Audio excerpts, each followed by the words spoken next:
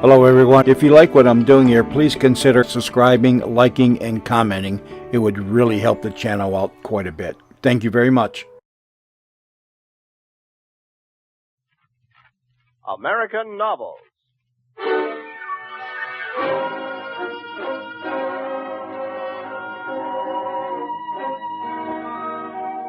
In presenting works of outstanding American authors, it would be a literary injustice to slight a man whose short stories, with their wealth of local color and characterization, have immortalized the fabulous America of the early West. And so NBC's University of the Air brings you Bret Harte's The Luck of Roaring Camp.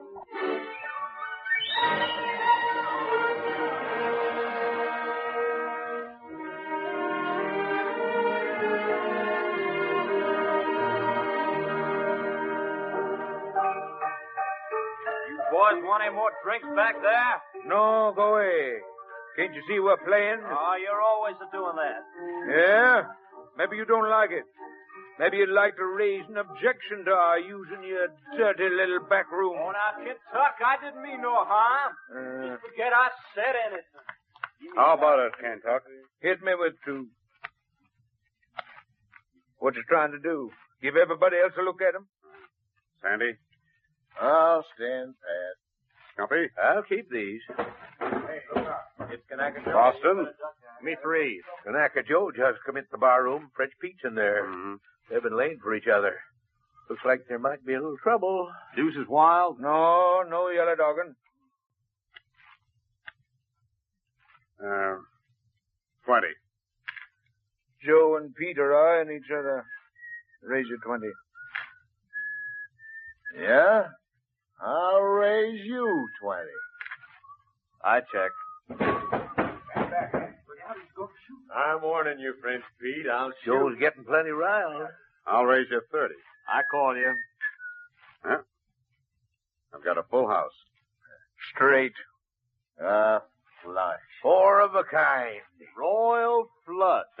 Looks like I take the pile. Oh, you sandbagger. You checked, huh? Pretending you didn't have nothing. You mean you trusted me, Kentuck? Come on, let's have another hand. Joe and Pete's drawing their guns. Your deal, Boston. This place getting noisier all the time. Hey, boys. French Pete and Kanaka Joe just shot each other to death over the bar. Yeah, we seen it. Come on, old curse. Get the deal started.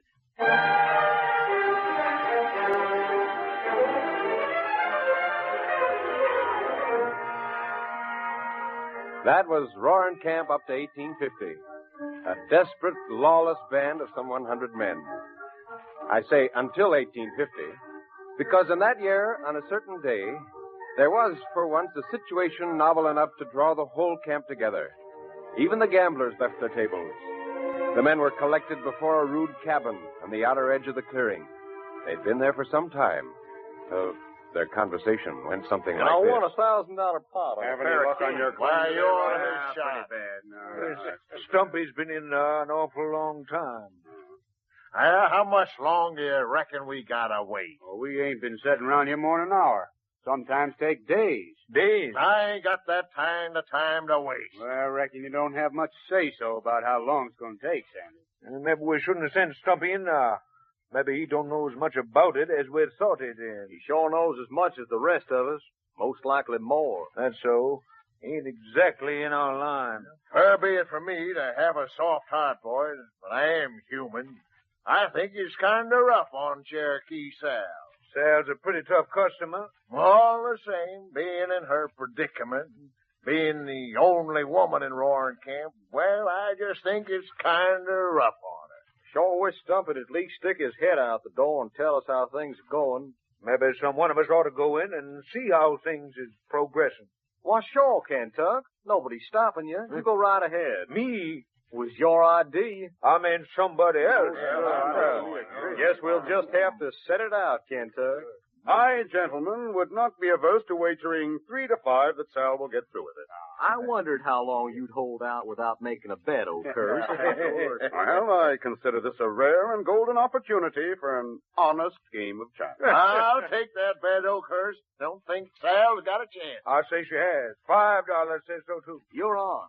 Wonder if it'll happen before sundown. $10 say it will. I'll cover that. Not going to be till tomorrow. 20 says tonight. You're on. Right. Huh? Ever seen one? Nah. No, I ain't got no time for 'em. Who has? I would have said nothing that could happen in Roaring Camp would surprise me. But I didn't count on this. Same here.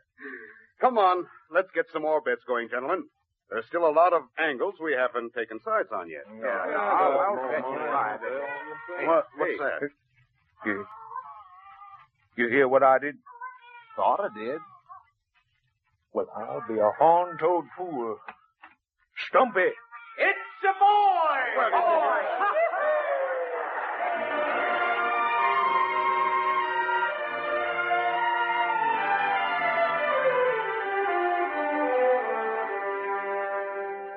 What do you reckon will happen to the kid?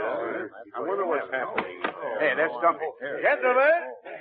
Gentlemen, those of you that would like to come in and see the baby will please pass in single file through the front door here, round the table on which the baby is lying inside of that there candle box, and then pass out by the back door. Let me in here. I want to see. I was ahead of you, Kentucky. I'm here now, ain't I? You heard what Stumpy said, Oakhurst. Single file. Now, stop.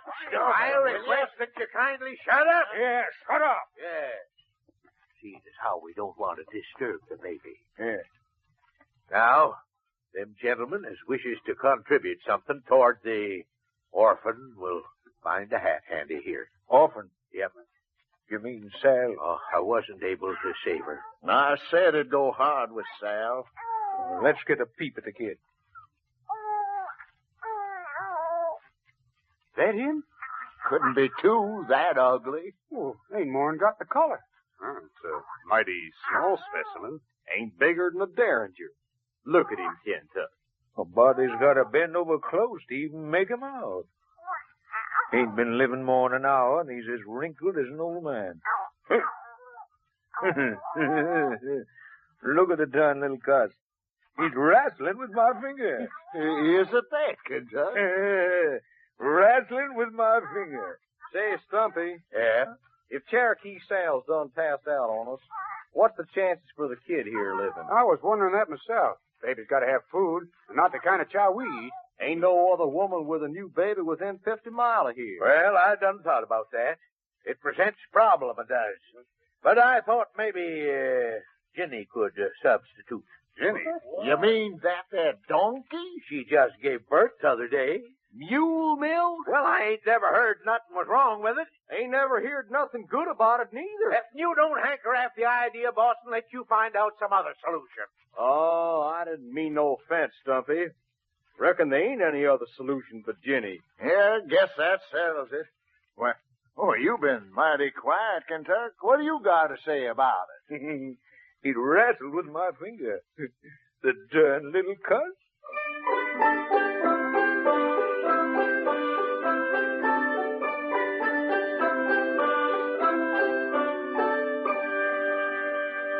Well, I reckon one more won't hurt none. Sure is a ugly critter, ain't he? It might grow to look better with time, Ryder. Hey, seems to me you're getting kind of soft about the kid, Kentucky. Yeah, Kentucky, he sort of took to you. I ain't got no time for a baby.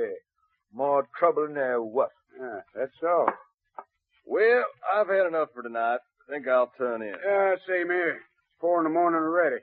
You sure wasted a heap of time jawing about that kid. You coming, Kentucky? Not yet a while. Well, suit yourself. I got a long day in the ditch tomorrow. Oh. You have another, Kentucky? I said, do you want another? No, Shorty. I'm leaving. Here, here's a tip.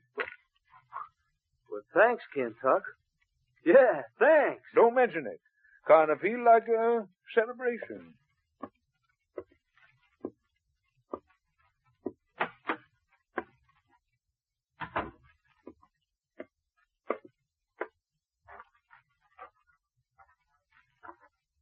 Well, Kentucky. Okay. How about one short game? Nope. I'm turning in. Huh? You're not heading toward your bunkhouse? Thought I'd stroll down by the river first. Uh-huh. Good night. So long.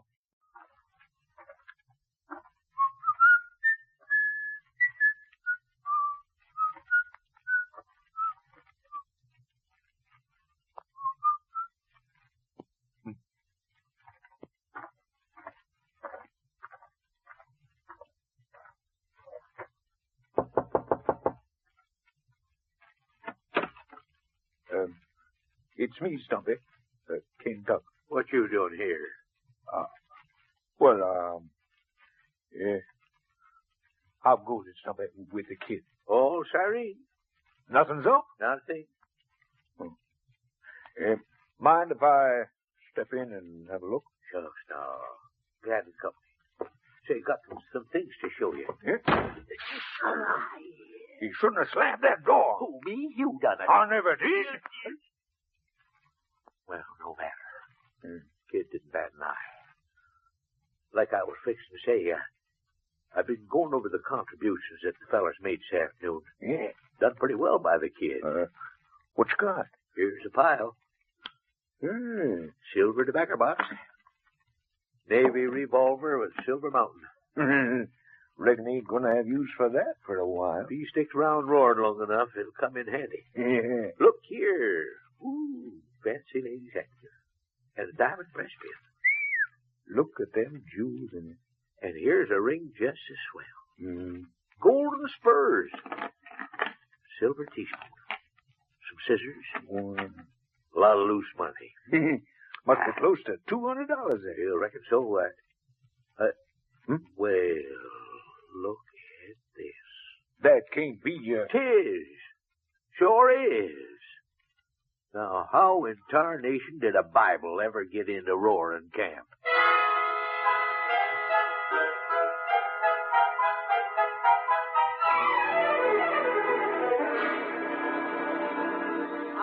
You can't keep that. Hey, look here. Now, look here. If you fellas gonna keep on arguing amongst yourselves, we ain't never gonna reach no unanimous decision about the kid. We decided unanimous to adopt him. Yeah, but that ain't figuring out how to take care of him. I still say we ought to send the kid to Red Dog. That's 40 miles away. I don't care if it's 100.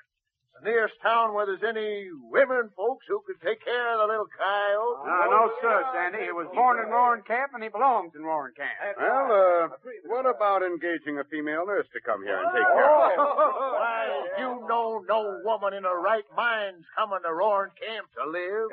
Stumpy, what you got to say about it? Well, seeing as how I've been taking care of the kid, I figured I'd best not say nothing. But I want that everybody will speak right up if they don't think that I've been handling this thing right. And, it ain't that, Stumpy. Well, you done good so far. Sure you have, Stumpy. Now, you think you could keep on at it? I reckon Ginny and me can manage. That settles it there. But hold on. We ain't through yet. If we're going to keep the kid, we got to have a name for him. Can't just keep on calling him the coyote or the little cuss. Yeah, well, what will we call him? I have a name to suggest. What's that, Oakhurst? Well, I've observed that since the baby was born, he's brought the luck to Roaring Camp. You mean you've been winning more than usual, huh? No, gentlemen, I wasn't speaking for myself alone. Now ask yourself, is there any one of you who hasn't fared better since his arrival? Even the gold seems more plentiful in the gulches. You know, I think Oakhurst got something there. Yeah. Well, then what better name than Luck? Yeah, I kind of like that. Oh, he's got to have more than one name. What about Tommy for a first name? We can call him the Luck. Tommy Luck. Good idea. Hey, we'll set aside a day for the christening. Christening? You wouldn't deny the little orphan a christening rider. Well, all I ask is that I be master of ceremonies. Say, don't you mean minister? In Roaring, I reckon a master of ceremonies will do just as well. And I shall assemble a choir and direct it. Choir? This is going to be a real shindig. I reckon we won't have had so much side-splitting fun in years. A church service, I could see that.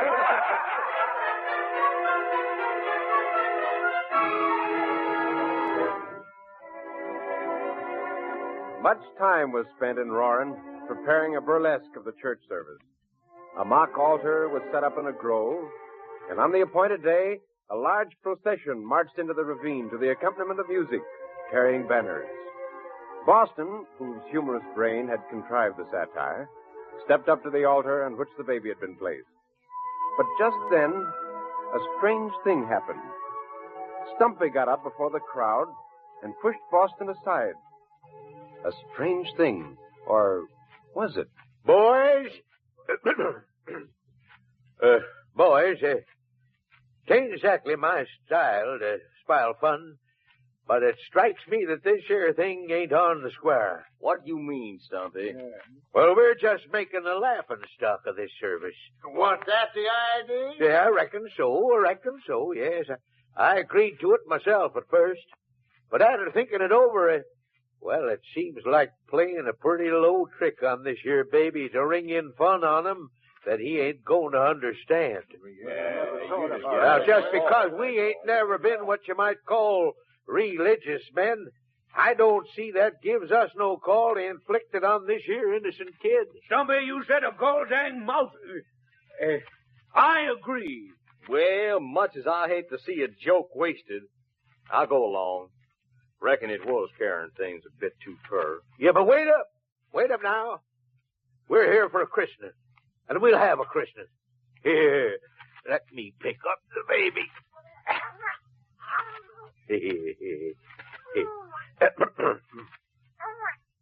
I proclaim you Thomas Luck, according to the laws of the United States and the state of California.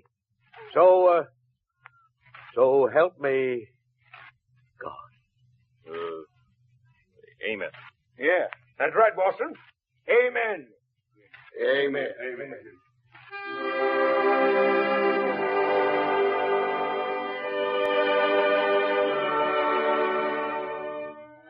And so the work of regeneration began in Roaring Camp. The next thing was a rosewood cradle packed 80 miles by mule.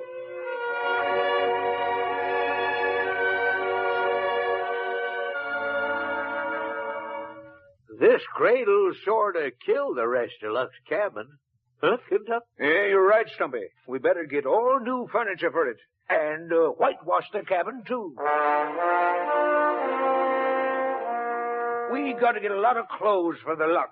We'll send to Sacramento for 'em. The best they have. Lace, you know, and filigree work and frills. Hang the cost. Boys, since I've been appointed sort of nurse to the Luck, I got to lay down a rule that before any one of you is allowed to hold 'em, you got to pass the cleanness inspection. I've been expressman for nigh on to 30 years. I thought I'd seen everything, but that roaring camp beats all. I don't mind admitting it used to kind of tingle my spine for to go in there. But now they got vines and flowers around their houses. They wash themselves twice a day, and they worship an Indian baby.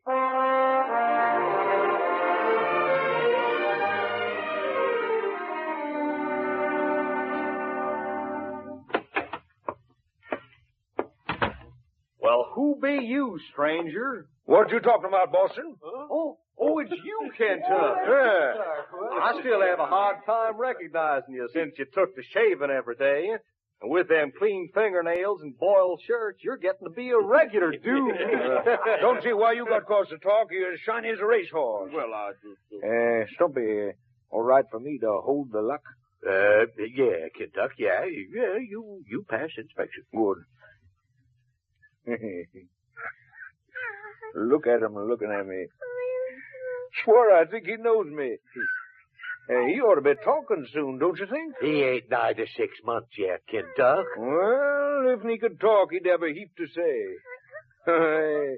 He's got more sense in his face than most folks I know. Including you, Kentuck? You're dead. You bet. You know, the more I see the Luck growing, the more something worries me. What's that, Sandy? No matter how much we fancy ourselves up, we still can't make up to him for what it mean to have some woman folks around Roaring. Now, wait a minute, Sandy. One of the few good things about Roaring is that we ain't got no women folk around trying to tell us how to do things. Yeah. Well, I don't like the idea of it any more than you do, Ryder, speaking personally. Bunch of women cluttering up the place. Well, it wouldn't have to be too many. One's too many. But we got Luck to think about. That's right. He comes a fuller than ever. Yeah, but... Now, hold on a minute, Ryder, till I explain what my plan was. Well... I thought we could build a sort of small hotel in Roaring come spring. Small, but really nice, and invite one or two decent and families to live here. And that way there'd be women folks about who'd be really interested in kids. I like your idea, Sandy. Like as not, there'd be other kids for Luck to play with when he gets older. Yeah, the women probably turn the luck against us. Luck against us? His family? Not a chance. I'm for it. With the money we made the last year, it wouldn't pinch none of us to build a hotel. You know that, Ryder? Oh, it ain't the money I'm thinking of. You believe you could actually persuade some decent folk to come here? Sure, Ron ain't what it used to be. Everybody in Red Dog and Poker Flat's been talking about the change come over us since Luck was born. Well, I'm with you on it. But we got to make that oily-talking Oakhurst swear he won't get none of them in the card game. And why should I be the only one who hasn't come under the good influence of the luck? Well, everybody's agreed then but you, Ryder. Oh, I ain't going to stand in the way after the rest of you think it's the right thing to do. But I don't mind telling you, I hope some other way turns up for us to take care of the luck. Well, another way did turn up, but a way which even Ryder wouldn't have approved.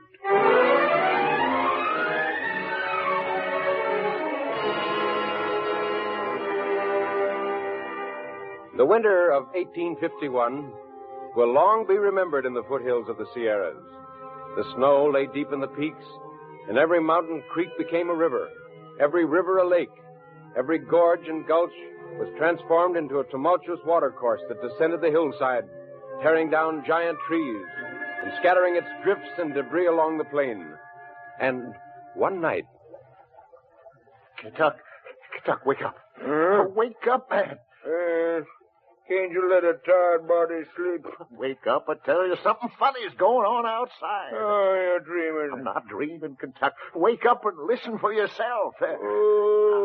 Listen. Must be raining. My foot, that's rain. Well, what else could it be? I'll bet my bottom dollar the North Fork's done jumped its bank. Oh, you're imagining things, Sandy. I reckon I imagined the Red Dog got flooded last week. That's so. And you know what Stumpy said no more'n yesterday. What was that? He said, water put gold into them gulches. It's been here once and it'll be here again now. Now listen. Getting louder. Let's have a look outside. Why, it's the North Fork, all right. Yeah. And there's a foot of water around the shack right now. It's beginning to seep inside. Getting high all the time. Yeah, and it's swift. Which way coming from? Up the valley. That means near Stumpy's cabin. Coming along a mile a minute. Say, somebody's running toward us. There's Oakhurst. Come on, you two. Don't stand there if you value your life. Huh? The cards are stacked against Warren tonight. Have you seen Stumpy? No. Where's the other fella? I don't know. It's every man for himself tonight. You haven't seen Stumpy and the kid? I told you no. This is no time for conversation. If you aren't coming, goodbye. We're with you, Oakhurst. Come on, Kentuck. Yeah. Kentuck, not that way. You're heading right into the flood. I've got to get to Stumpy. You be killed, Kentuck. Don't be a fool. Come back, Kentuck.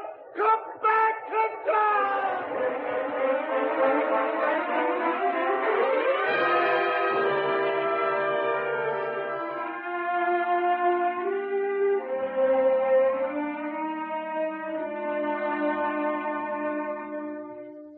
Not a building standing. It's a wonder there's any of us alive. I ain't never seen nothing like that water last night. Here's Stumpy's cabin. What's left of it. Roof torn off, wall caved in. Look here. Little red blanket. That was a Lux.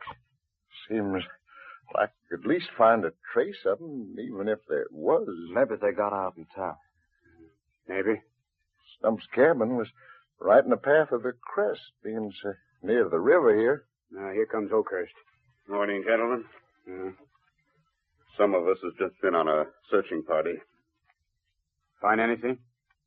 Anybody? Stumpy? Alive? No. Why? He'd been washed high up in the gulch. Was he alone? Yeah. Ain't seen nothing of the Luck?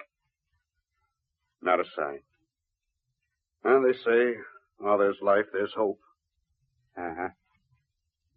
Why's Kentuck, Sandy? I don't know. What you mean, don't know? You bunked together. I couldn't stop him. What are you talking about? He ran head on into the floodwaters. I yelled at him to come back. I told him he'd get himself killed. He just wouldn't listen to me. He must have lost his mind from fear. That don't sound like Kentuck. No. Kentuck's the bravest man in Roaring, barring nobody. What's that? Why, it's a relief boat coming up the river. One of the men's waving at us. You must want to see us about something. Come on. Yeah. You calling us? Yeah. We picked up a man and a baby downstream a piece. Yeah? Yeah, pretty nigh exhausted. Thought maybe they belonged here.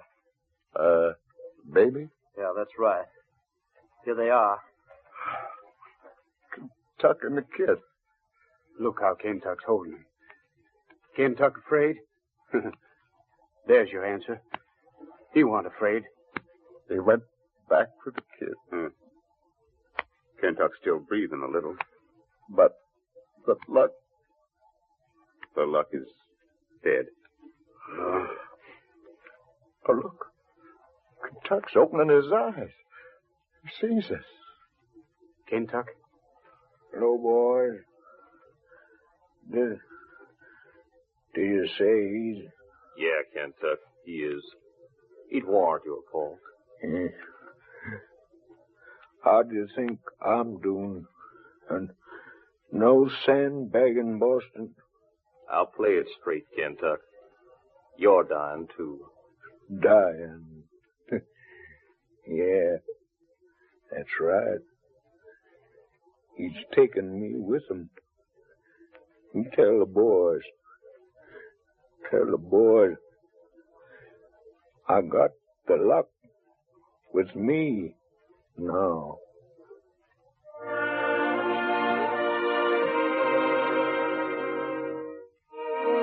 And the strong man, clinging to the frail baby, drifted away into the shadowy river that flows forever to the unknown sea. The luck of Roaring Camp was ended.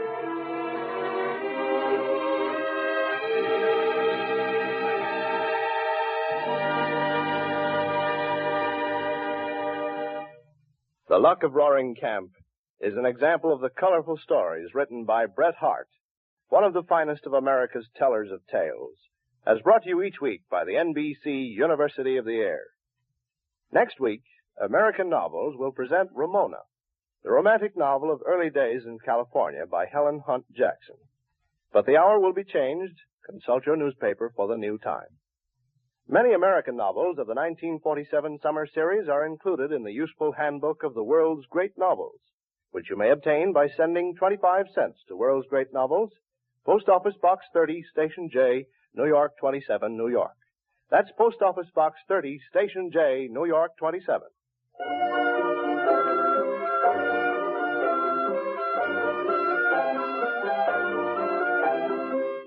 The Luck of Roaring Camp was adapted for radio by Agnes Eckhart. The music was composed by Emil Soderstrom, and the orchestra was directed by Bernard Berquist. The entire production was under the direction of Homer Heck. Kentuck was played by Arthur Peterson, Stumpy by Cliff Subir, Sandy by Duke Watson, Oakhurst by Boris Aplon, Ryder by Cliff Norton, Boston by Charles Mountain, and narration by Nelson Olmsted. Others were Nanette Sargent and Skip Milford. This is John Conrad. This program came to you from Chicago and has been a presentation of the National Broadcasting Company and its affiliated independent stations.